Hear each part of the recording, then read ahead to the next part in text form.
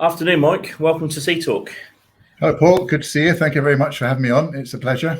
So, Mike, I know you, but for everyone else, that if you want to just let everyone else know who you are and where you're from. Yeah, I said Mike Fitton. I am the head of franchise for Welcome, which is a part of Southern Co-op based down in Portsmouth. Been with them for 12 years, and before that, I've worked in retail since I left school, with Budgeons, with Spa, with NICA, senior roles all the way through. Store manager, area manager, regional sales director. So yeah, all the way through the old cliches about sweeping floors and all that. Yeah, I've done all that. So a bit like me then, Mike, straight into retail from school, right? Absolutely. But working with independent retailers now, Paul, for best part of a quarter of a century. Doesn't sound bad when you say that. Well, look, I think you're doing a great job with the Welcome franchise. I mean, you see some of the clips you put up. Just seen Sandeep store just recently been refurbished. I think you've done an amazing job. So you should be really proud of what you're creating and helping independent retailers on their journey with. No, thank you, Paul. Appreciate that. It's a great team we've got around us as well. So you can never do it on your own. You've got to work with your team. So they do really well for us. Thanks. That's true. I mean that goes on to, the main part of the interview. So crime. I mean, look, it's here. It's never going to go away. We have teams that work for us. They've got families. But just looking at recently, one of your franchisees, when they broke in and, they took the vapes and they took a majority of the alcohol. I mean, the amount of damage that causes. But then what does that actually do for the team members as well, Mike? Do you know what? I mean, I said it on LinkedIn the other day. Somebody said it's the right word. I call them scrotes. Yes. And that's been, without using any swear words, but they're going in there, they're broken in there, they know what they're doing, they've gone in, they've ripped it all out, they go out. Next day, you've got the store manager, if it's a company store, if it's an independent, the independent retailer's got to turn up. They see that, they're wondering what's going to happen next. Should I be here? Do I want to be here? Do the team want to be there? The independent retailer's got skin in the game. It's their business, but the person who works for them can go somewhere else. So how are they feeling? True. They're feeling worried. They're feeling apprehensive. What's going to happen? All they want to do is go to work, earn some money, pay their bills, enjoy what they're doing, give a good service. But they can't, not only with the break-in from there, but when people are coming in, verbal aggression, threats, intimidation. It's just non-stop nowadays, Paul. I know, and when we see look the great job that ACS does. I mean, we look at some of the stats.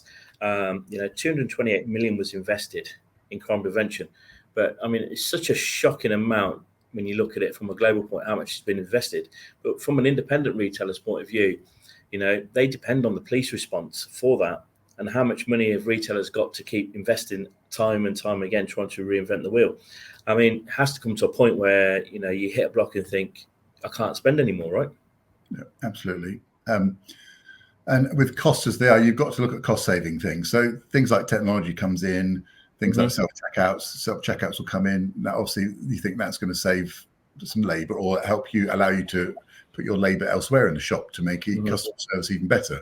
But then people will look at the self-checkouts and they abuse those, So it's funny for me that we've seen a big increase since COVID.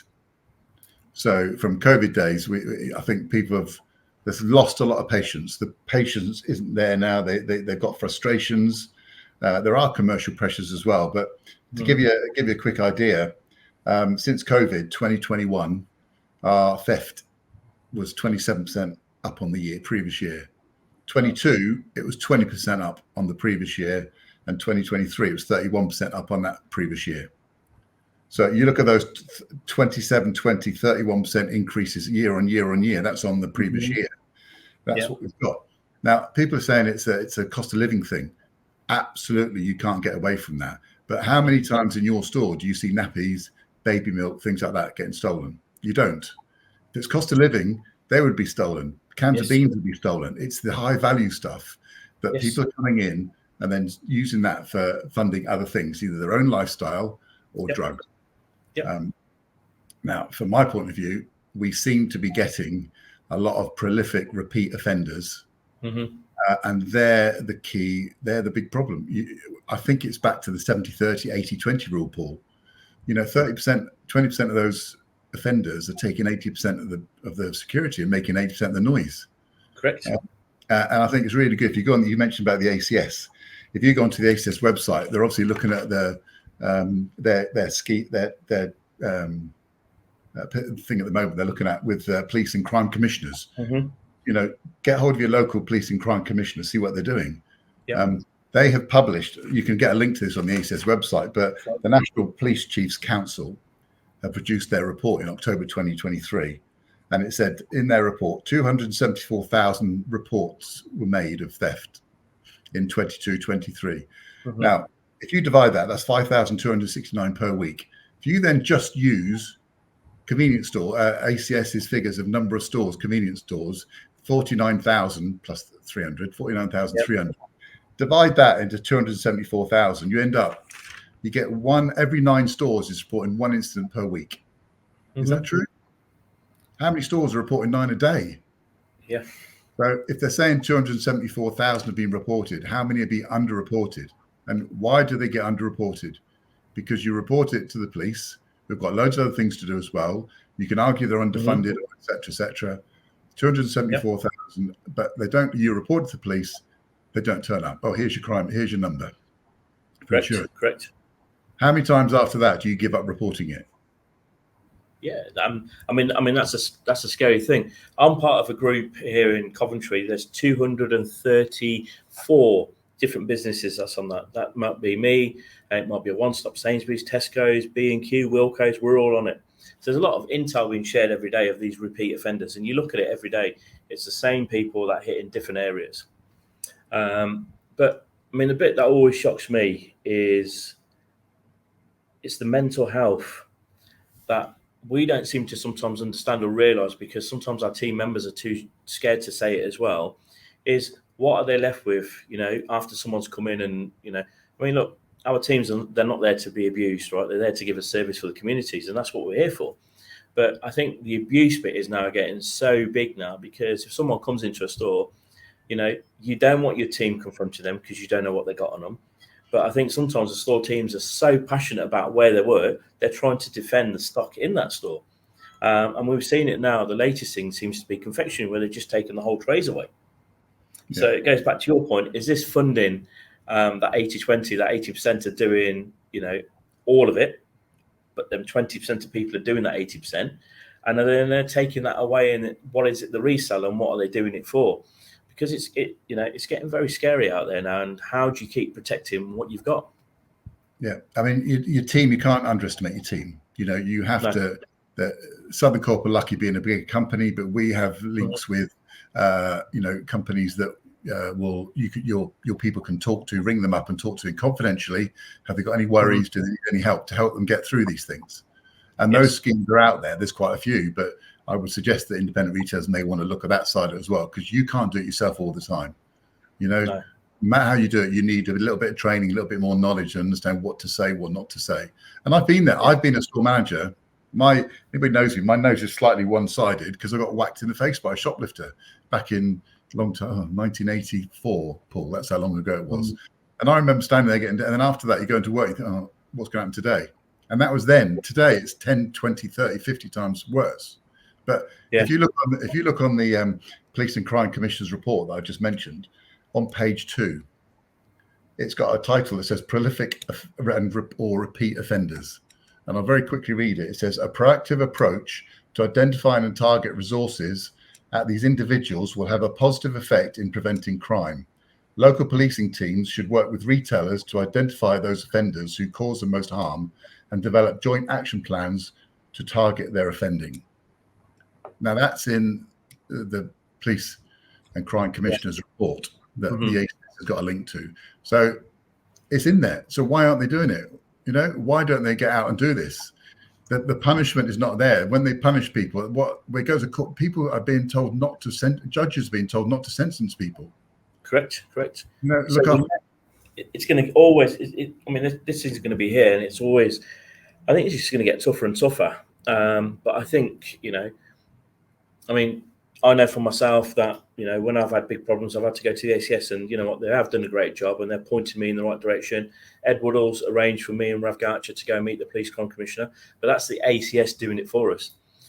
as a one-man band, where do you go to? And that's the thing, if you keep reporting it, you're not getting the results, you stop reporting. Yeah. But I think they've got to do a better job really to protect the community stores. Yeah, I think, as I said, it's those prolific offenders. How do you deal with those? Mm-hmm. We've had a store last week that opened 2 days before it opened. They broke in through the front doors, and the next night they came back again.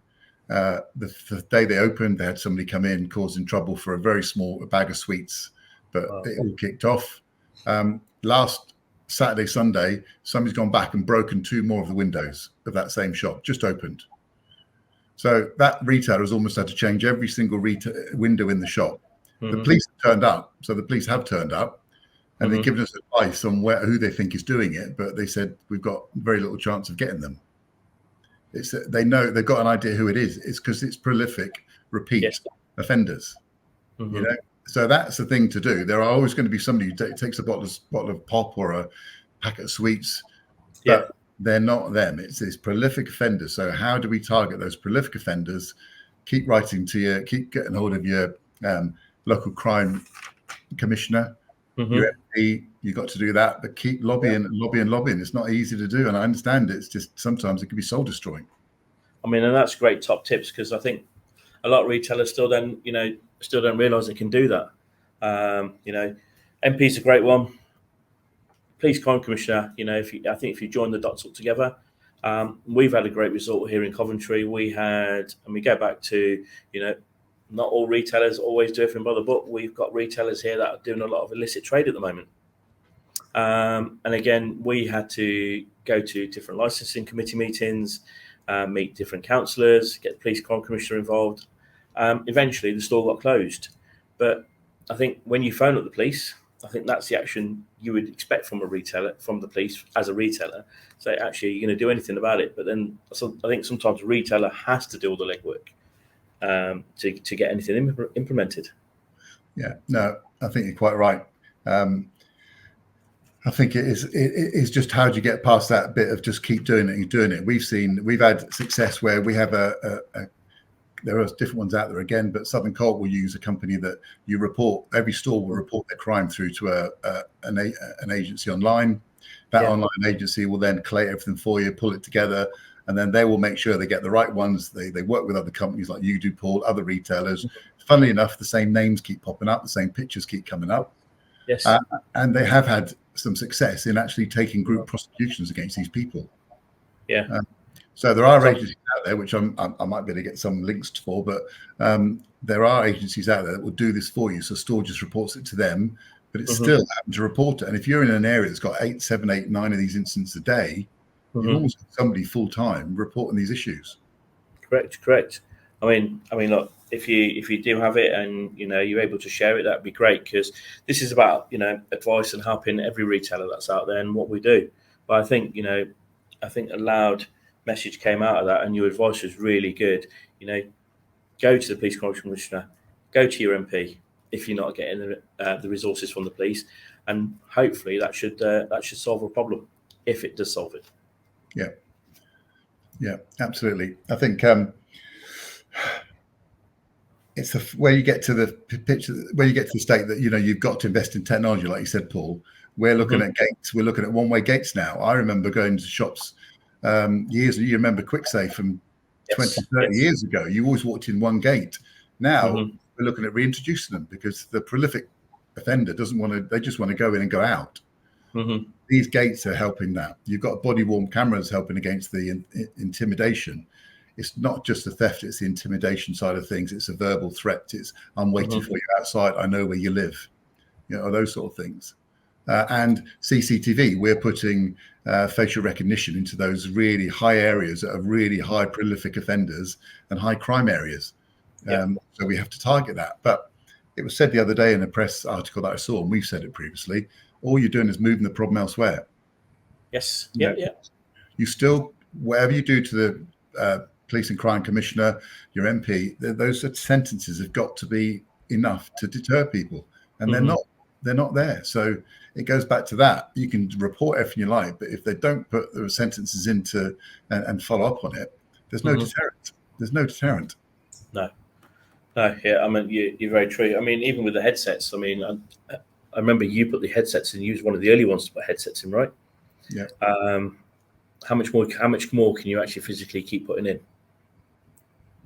Yeah. And but all you're doing, as I said, not rightly, but you'll move it down the road. And that person who hasn't got the money for those headsets, you know, what is there to do? Another article from someone who saw the other day, should there be a government scheme that they'll subsidize some security things? Yes, totally agree. Could you apply for the grant? Okay, we can pay this for retailers. I've got that money. You know, can we get a grant for headsets? Can we get a grant for some other security issues in the store?